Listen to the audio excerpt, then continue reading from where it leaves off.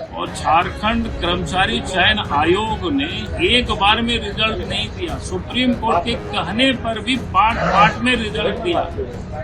CGL के exam में भी वही गड़बड़ी हुआ। बच्चों को कहीं नेपाल में, कहीं बिहार में, कहीं बंगाल में, कहीं झारखंड में प्रश्न पत्र रटवाया। पहले तो दौड़ में 17 या 19 बच्चे मर गए।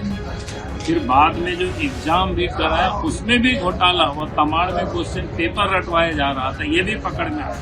राज्य की राजधानी के जयपाल सिंह मुंडा स्टेडियम में पिछले 15-16 दिनों से झारखंड के छात्र और नौजवान धरने पर बैठे हुए, भूख हड़ताल पर बैठे हुए।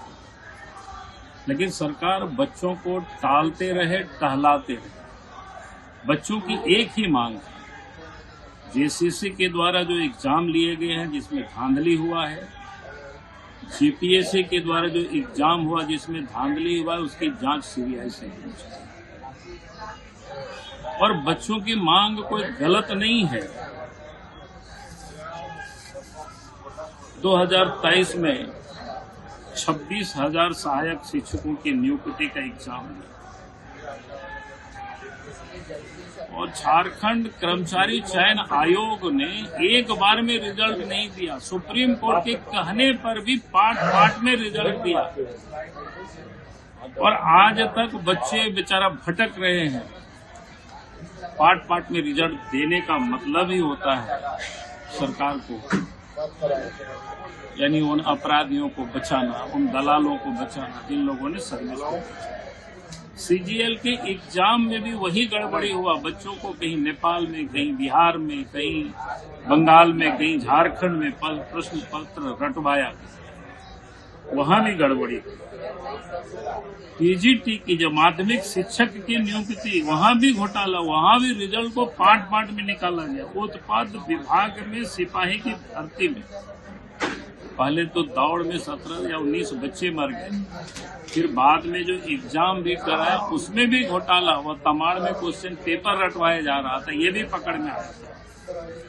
उसी प्रकार से झारखंड लोक सेवा आयोग ने भी, जेपीएससी ने भी 11वीं, 12वीं और 13वीं का जो एग्जाम 2023 में आयोजित किया था उसमें भी गड़बड़। उसमें तो झारखंड की कम बच्चों का बहाली हुई, झारखंड से बाहर के बच्चों का दिखा, क्योंकि सब पैसे दे करके हो।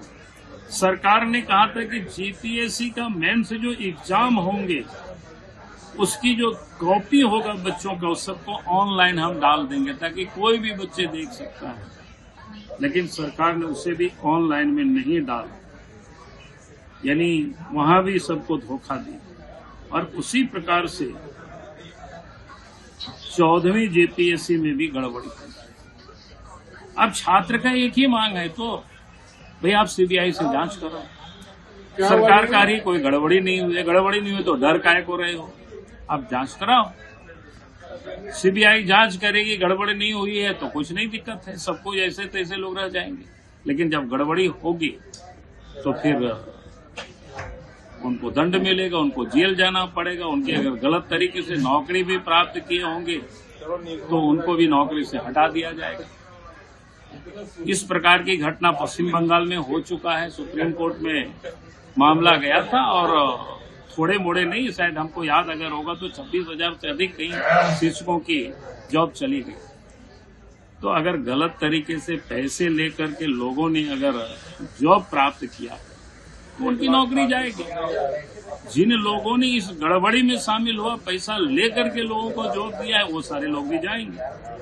फिर हेमंत सोरेन को अगर लगता है कि कहीं गड़बड़ी नहीं हुई है तो फिर बिना विलंब किए